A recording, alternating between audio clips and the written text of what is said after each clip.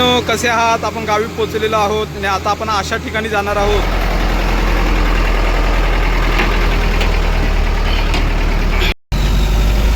कोकणातील जे अर्थगणित आहे ते त्याचा खूप मोठा वाटा आहे त्याच्यामध्ये. तर आता आपण पोहोचणार आहोत लवकरच.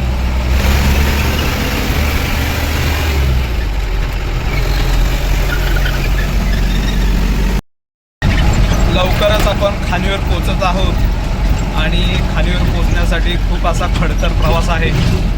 रस्ता खूप छोटा आहे, मी तुम्हाला दाखवतो. खाणीवर जाण्यासाठी असा गावागावातून छोटा छोटा रस्ता आहे.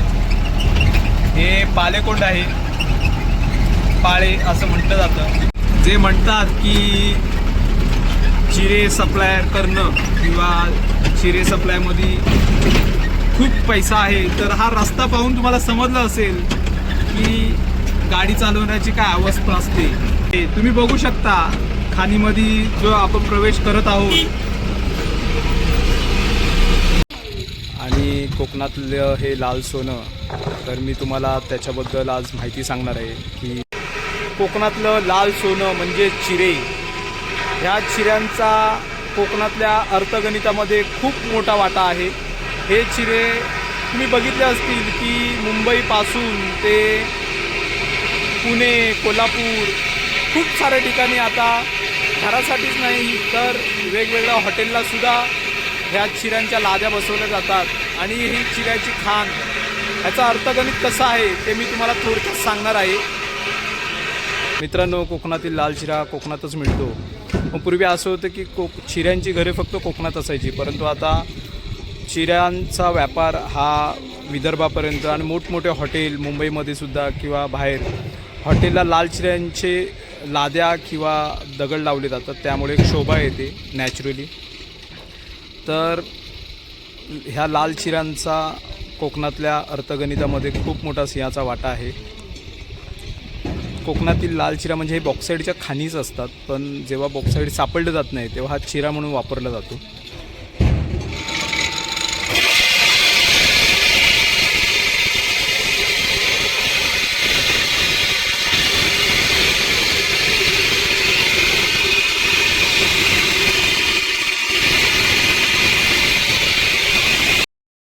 मॉडिफाय करून एक प्रकारे आपण जुगाड म्हणू शकतो. आणि हे मोठं ब्लेड आहे. पहिला असं वरून उभ्या आणि आडव्या साईजप्रमाणे कटिंग केलं जातं चिऱ्याचं. आणि त्यानंतर जी दुसरी मशीन आहे ती तिकडे कटिंग केलेली आहेत बघा.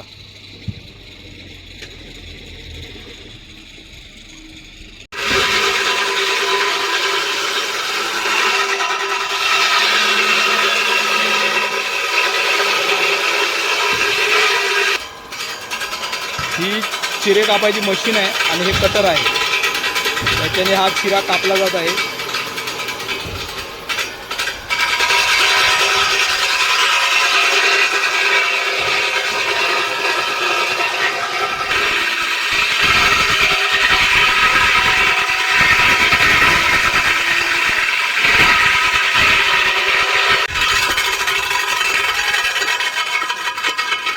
जी चिरी कटिंग करायची प्लेट असतं हे अशा प्रकारचं असतं आणि त्याच्याने ही चिरे कटिंग होत असतात.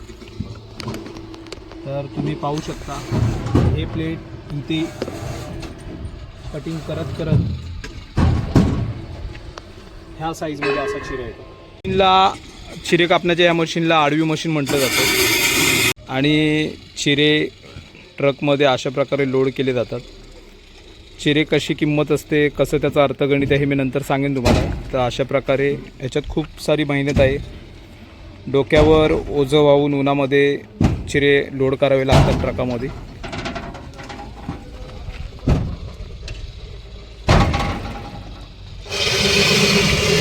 आणि अशा प्रकारे ते लाईनीत लावले जातात.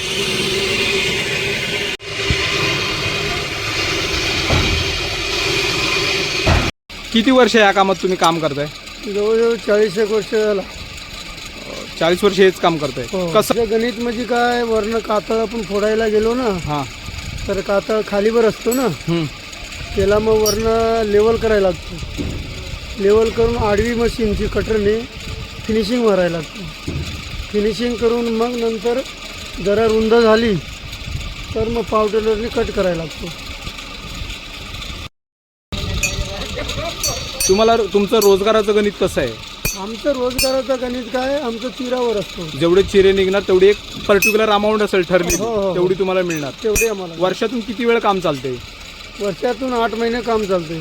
8 महिने. हो, जूनपर्यंत. नंतर पाऊस सुरू होतो. पाऊस सुरुवात तर बंद. मग सुरुवात कधी होते खाण परत? गणपती पण सुरुवात होतोय. खूप जण म्हणतात त्या बॉक्साईडच्या खाणी असतात. नाही, बॉक्साईडचं ती वेगळं. मग ते कसं असतं? ते काळा दगड असते ते बॉक्साईड. पण बॉक्साईड ह्याच्यात पण सापडतो म्हणे. ह्याच्यात हाज कातळ, ह्याच्यात तर तरीका वेगळं असतं. म्हणजे काळी सिस्टीम ती म्हणजे त्याच्यात ते कलर जरा बदलला तर ते मग दगड होतो, नाहीतर मग ते बॉक्साईड. हा, बॉक्साईड. गव्हर्नमेंट अगोदर येऊन चेक करते, हो. त्यानंतर तुम्हाला परवानगी देते. तुम्ही कुठून येता जॉबसाठी?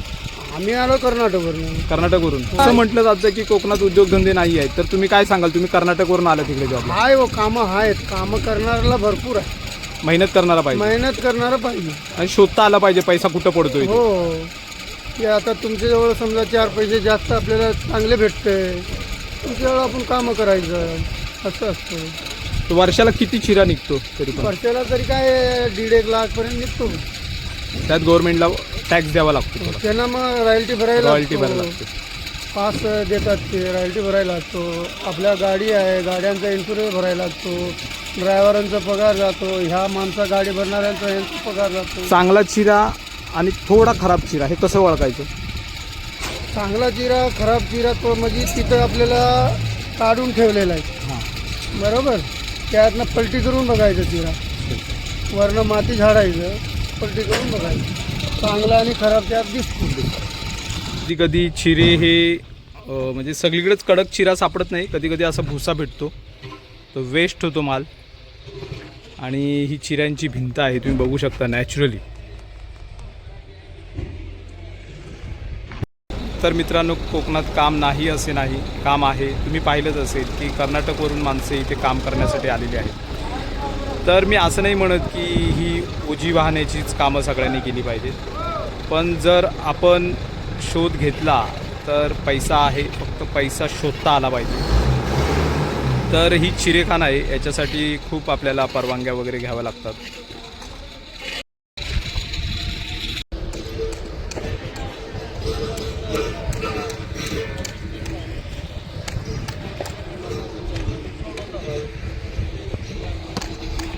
पाहू शकता पहिले असे उभ्या मशीनने, असे मी वरून दाखवतो म्हणजे तुम्हाला समजेल. उभ्या मशीनने असं कटिंग केलं जातं, उभे आडवे ज्या साईजनुसार पाहिजे. आणि ती जी मशीन आहे ही, त्यानंतर ह्या मशीनने खालून कट करून चिरा काढला जातो. तर तुम्ही पाहू शकता हे चिऱ्याची खाण टेनिस कोर्टप्रमाणेच आहे. बाजूने हे दगडे आधी माणसं बसलेली आहेत असं वाटते. जरी चिरा जागेवर स्वस्त असेल तरी ट्रान्सपोर्टचा, पेट्रोलचा खर्च, गाडी लोड करणारे जे मजूर असतात त्यांचं चिरामागे काही अर्थगणित असतं.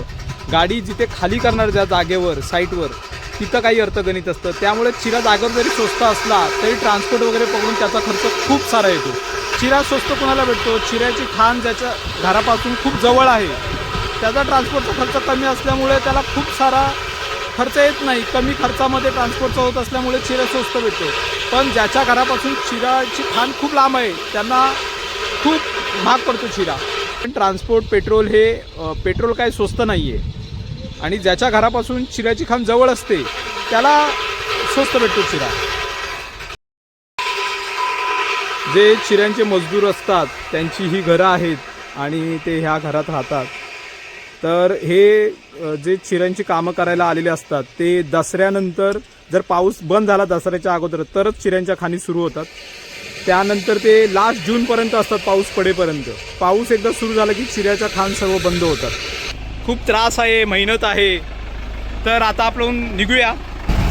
मुंबई ते गाव हा आपला एक ब्लॉग होता, त्यामध्ये विवेक जाधव यांची आपण मुलाखत घेतली होती.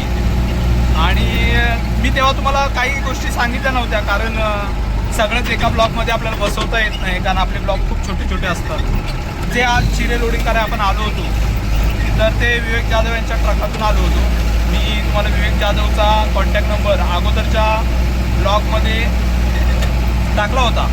तर तुम्हाला जर त्याच्याशी संपर्क करायचा असेल, जसे मंडणगड, दापोली, नाशिक, कोल्हापूर किंवा सातारा, सांगली, कुणाला जर चिरे पाहिजे असतील तर तुम्ही नक्कीच हा व्हिडिओ पहा. त्यामध्ये तुम्हाला नक्कीच त्याचा कॉन्टॅक्ट सापडेल. तर एकदा त्याचं मी कन्फर्मेशन घेतो. आजकाल काय भरोसा नाही. तर विवेक जाधव, काय सांगाल, कुणाला चिरे पाहिजे असेल तर कुठपर्यंत तुम्ही पोहोचवू शकता? तुम्हाला चिरे पाहिजे असेल तर तुम्ही माझ्या कॉन्टॅक्ट नंबरवर फोन करा. तुम्हाला योग्य त्या दरात चिरे अप्लाय करून मिळतील. आपण उतरत आहोत आणि पुढच्या साईटवर ते जाणार आहेत. तुम्हाला हा चिऱ्यांचा खाणीचा ब्लॉग कसा वाटला ते तुम्ही कमेंटमध्ये मला सांगावे. लाईक शेअर करा.